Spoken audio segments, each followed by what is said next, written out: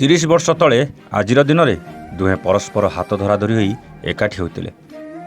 7 ଜନ୍ମର ସାଥୀ ହେବା ପାଇଁ କଥା ଦେଇଥିଲେ। ବିବାହ ବେଦୀର ହୋମ ନିଆଁକୁ ସାକ୍ଷୀ ରଖି ସବୁ ସୁଖ ଦୁଃଖରେ ଏକାଠି ରହିବା ପାଇଁ କଥା ଦେଇ ପରସ୍ପର ହାତ ଧରିଥିଲେ ସେମାନେ। ଆଉ ସେହି ବନ୍ଧନକୁ କେମିତି ବା ନିଜ ମନରୁ ଭୁଲି ପାରିବେ ସେମାନେ।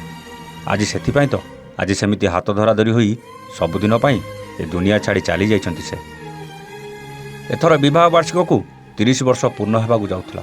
ଆଉ ସେଥିପାଇଁ ତ ଦୁହେଁ ସାଙ୍ଗ ହୋଇ ଘରୁ ବାହାରି ଆସିଥିଲେ ଉମେଶ ଏବଂ ନଳିନୀ। ମନରେ ବିଶ୍ୱାସ ଥିଲା ସବୁ ବର୍ଷ ପରି ଏ ବର୍ଷ ମଧ୍ୟ ନିଜ ଆନିଭର୍ସରୀ ପୁରୀ ଯାଇ ଜଗା ଦର୍ଶନ କରିବେ। ହେଲେ ଦୈବ ହୁଏତ ତାଙ୍କ ଭାଗ୍ୟରେ କିଛି ଅଲଗା ଲେଖିଥିଲା। ଦୁହେଁ ଘରୁ ସିନା ସାଙ୍ଗ ହୋଇ ବାହାରି ଆସିଥିଲେ, ହେଲେ ଏଥର ବିବାହ ବାର୍ଷିକ ପାଳନ କରିବାର ସେ ଆଶାଟା ସତେ ଯେମିତି ଅଧାରେ ଅଟକି ଯାଇଥିଲା।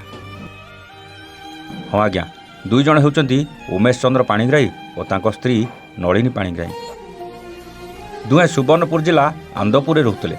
ବଡ଼ ପୁଅ ସମ୍ବଲପୁରରେ ରହୁଥିବା ବେଳେ ସାନ ପୁଅ ସ୍ୱିଡେନରେ ରହୁଥିଲେ। ତେବେ ପ୍ରତିବର୍ଷ ପରି ଉମେଶ ଏବଂ ନଳିନୀ ଏ ବର୍ଷର ବିବାହ ବାର୍ଷିକ ଜଗାର ଦର୍ଶନ କରି ପାଳନ କରିବାକୁ ଚାଲି ଆସିଥିଲେ। ବସ୍ ସୋନପୁରରୁ ବାହାରି ଭୁବନେଶ୍ୱର ପଳାଶୁଣୀ ଛକ ନିକଟରେ ପହଞ୍ଚିଥିଲା।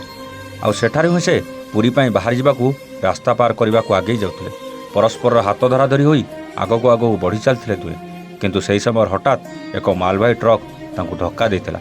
ଆଉ ଘଟଣାସ୍ଥଳରେ ହିଁ ତାଙ୍କର ଜୀବନ ଚାଲିଯାଇଥିଲା। ତେବେ ସ୍ଥାନୀୟ ଲୋକେ ତାଙ୍କୁ ଉଦ୍ଧାର କରି କ୍ୟାପିଟାଲ ହସ୍ପିଟାଲରେ ଭର୍ତ୍ତି କରିଥିବା ବେଳେ ପରିବାର ଲୋକଙ୍କୁ ଖବର ମଧ୍ୟ ଦେଇଥିଲେ। କିନ୍ତୁ ସେତେବେଳକୁ ସବୁକିଛି ଡେରି ହୋଇସାରିଥିଲା। ଆଉ ସେହି ଦମ୍ପତି ସବୁଦିନ ପାଇଁ ଏ ଦୁନିଆ ଛାଡ଼ି ଆରପାରିକୁ ଚାଲିଯାଇଥିଲେ। ତେବେ ଏ ଘଟଣା ପରେ ପୁଅ ନିଜ ବାପା ମାଆଙ୍କ ଚକ୍ଷୁଦାନ କରୁଥିବା ବେଳେ ଏକା ସାଙ୍ଗରେ ଦୁହିଁଙ୍କୁ ହରାଇ ଦୁଃଖରେ ଭାଙ୍ଗି ପଡ଼ିଥିବା ଦେଖିବାକୁ ମିଳିଛି। ସୁବର୍ଣ୍ଣପୁରରୁ ଉମାକାନ୍ତ ବାଗ, ଭୁବନେଶ୍ୱରରୁ ପ୍ରଦୀପ୍ତ ମହାରଣାଙ୍କ ରିପୋର୍ଟ, A1 ଓଡ଼ିଆ।